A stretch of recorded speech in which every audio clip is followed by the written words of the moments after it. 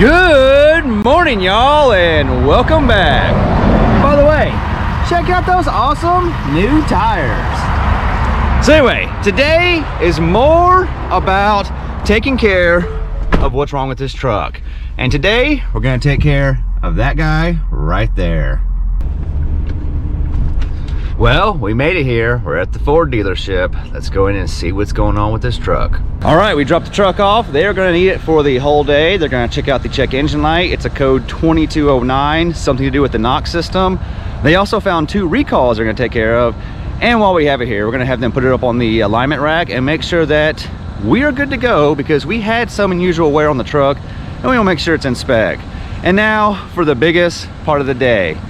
He's right here in front of me. Phil has been having a morning because he gets to come pick up me and my Ford at the Ford dealership in his Dodge. He can't help himself this morning. Here he goes, guys. Well, how are y'all this morning? How are you this morning, Phil? How you feeling? You feeling pretty good about yourself? I'm feeling good. I bet you're happy. Are you happy? You know what I got in the back there? What's that? I got me a toe strap. I figured I have to pull off and pull you up here. I'm so proud of this thing. This truck actually wore out a pair of tires. That was like getting a gold star. But guess where we're at now, folks? That's right, we are at a Ford dealership. What are we gonna get done? Some work on the truck, Kevin? I told y'all he was gonna be like this. Y'all see we're sitting in a Dodge, don't y'all? That means that we don't even have a Dodge dealership here where I live at. You know, they don't ever break down. Why they have a Ford dealership here, Kevin? The reason you don't have a Dodge dealership is because your cars don't go anywhere, so they don't have a chance to break down. I wouldn't know about that. I've already put 3 sets of tires on my truck. 4 almost. Man, it's just a humming down the road every day. I was really dreading asking Phil to come pick me up this morning because I knew he'd be like this. I wouldn't have missed it for the world. This is something that this Dodge will do that Ford won't. Listen to that fire. You probably didn't even get me in the screen. It probably gave you whiplash. All right, so a little backstory on the check engine light. About 3 weeks ago, when we were in Springfield, Illinois, the light came on. We went and had it checked out at the local Ford dealership. The code was 2209, has to do with the NOx sensor or NOx system. And they said it was a soft fault. That's because we could still remote start the truck. He said as long as you can remote start the truck is not in a hard fault mode, so it's not a serious, I mean, it's a serious situation, but it's not a serious situation as though you can't drive the truck. But he told me he couldn't even get around to fixing it until after Christmas. So we didn't want to wait around in Illinois to Christmas time, so we decided to go ahead and come on home and get it fixed here in Texas. So for the last 3 weeks, the check engine light comes on about every other day, and I ended up buying one of those little scan tools that I can reset the code myself, because we did have to make it home from Springfield, Illinois, all the way back to Lufkin, Texas, towing the trailer. And even though the truck was acting normal, when the check engine light is on, our gas mileage went from 8 miles a gallon with the trailer to about 3 miles a gallon with the trailer. So we ended up resetting the truck a handful of times. We made it home, and now we have an appointment today to get the check engine light taken care of. And now you know the rest of the story. They don't even have a check engine light on a Dodge, you know. On a Ford, if it says check engine, you gotta pull the latch, get out there and raise the hood and make sure the motor's still there. Is that what it means? We just step on the gas and the whiplash lets you know it's in there. In my defense, Phil, my truck towed an RV home from Illinois with a check engine light on. Hey, it's not 100% confirmed. That might have been one of those new trailers that got drive axles on them. I didn't check under there out. I'm taking his word for it, I guess. I don't know. He's a Ford driver. You know how he is. All I'm saying is if you had a Dodge up there, you'd still be in Springfield, Illinois, hanging out with Honest Abe. It's been 5 hours, and I know there's nothing really wrong with the truck, but they haven't called yet. So it makes you start to wonder that the problem may be bigger than it is, or maybe they just forgot to call me. I really hope that it's gonna be finished today, because We dropped it off at 7:30 when they opened up, and we're hoping to get it back by the end of the day. I'm really starting to worry now. It's been 8 hours and they haven't called back. This is like waiting in the emergency room for the doctor to come tell you how bad it is, except for now it's my truck, and I really feel like the longer it takes, the bigger the problem is. And the reason they haven't called is because they haven't figured out what it's gonna take to fix it. It's probably just that they forgot to call me, but the longer it takes, the more I think that this is gonna be a bigger deal than it is. Hopefully, they just forgot to call. All right, they finally called. They just forgot to call me. There wasn't a big deal with the truck. So now, let's go pick it up. All right, Phil, I need this Dodge to make one more trip to town. We're talking about 4 mile. We can do it, baby. Remind me of taking off when you're late for work. You know, you always speed. I don't know why you're already late. But you do. You always get there 5 minutes after, so they're gonna dock your pay. Probably got a ticket on the way. Is that why people at Dodges drive fast? They're not trying to be cool, they're always late? They're late. Hey, is that because even the clock is slow on a Dodge? Could be. We can hang on your hat. We gotta make somebody mad. These people too. Oh, look at you, you made it. We're gonna make it, baby.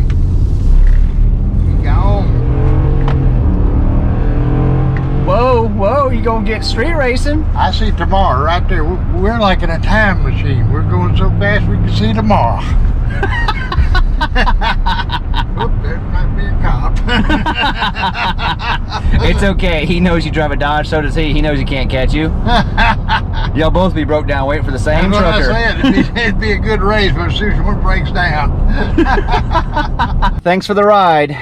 Not a problem. I got a question for you. What's that?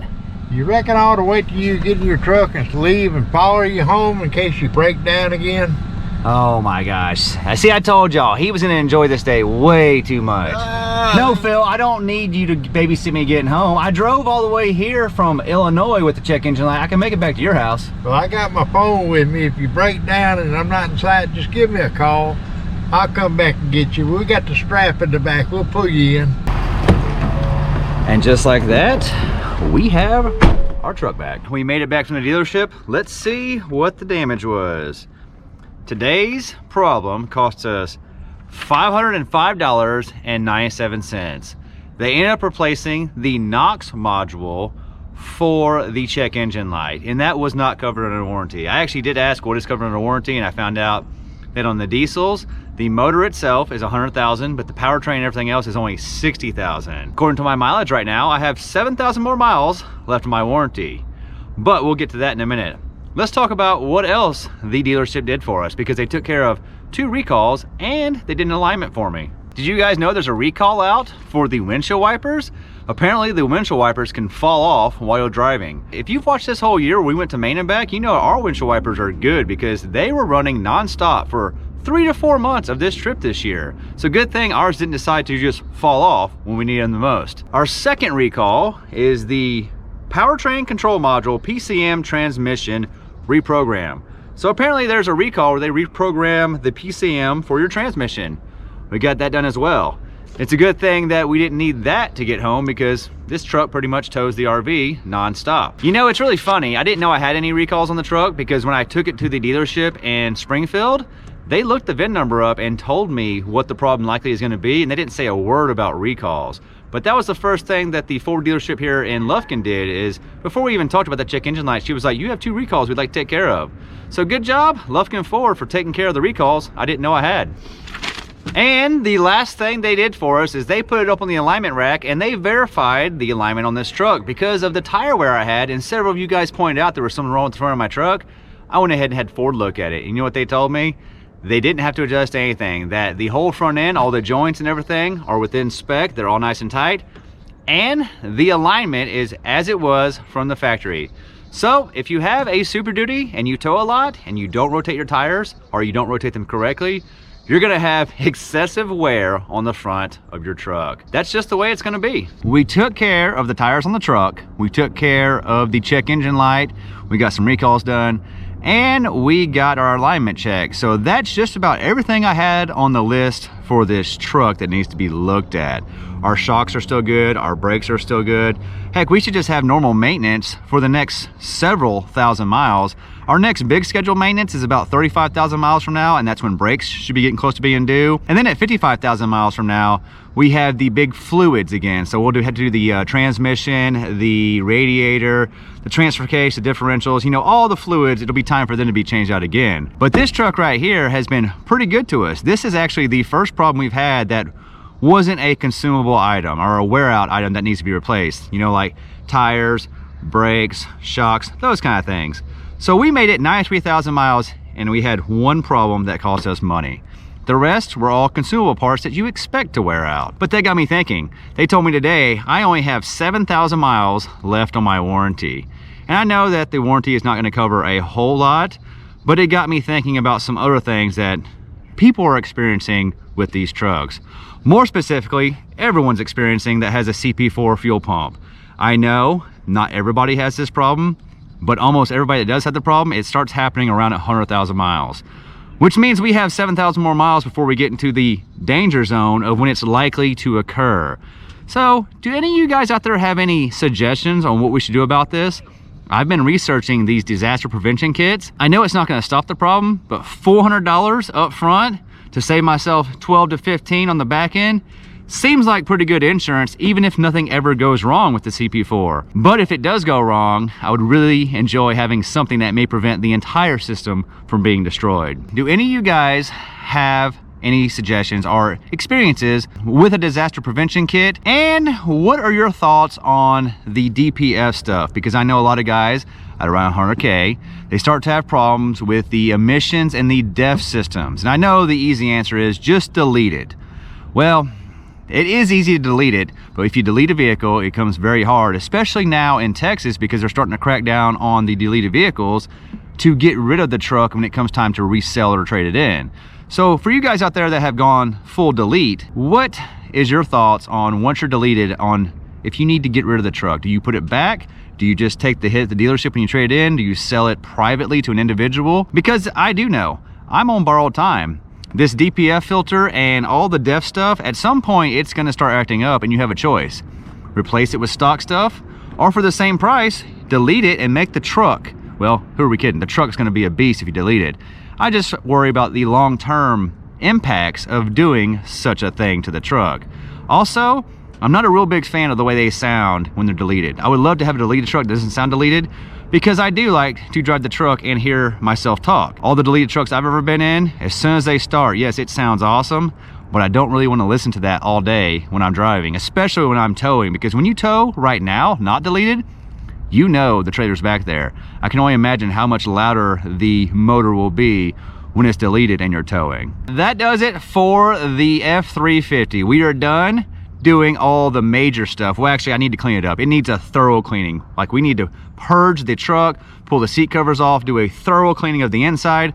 The toolbox needs to be pulled out and reorganized and cleaned. It needs a good, deep cleaning. But besides that, the truck is good to go for our next adventure. The trailer, on the other hand, the list for the trailer has actually gotten longer since we've been here. That's right. The trailer has had more things go wrong with it sitting still while we've been working on the truck. But I'll tell you guys all about that in the next several videos. Anyway, guys, thanks for hanging out with us. We love you, and we'll see you in the next one.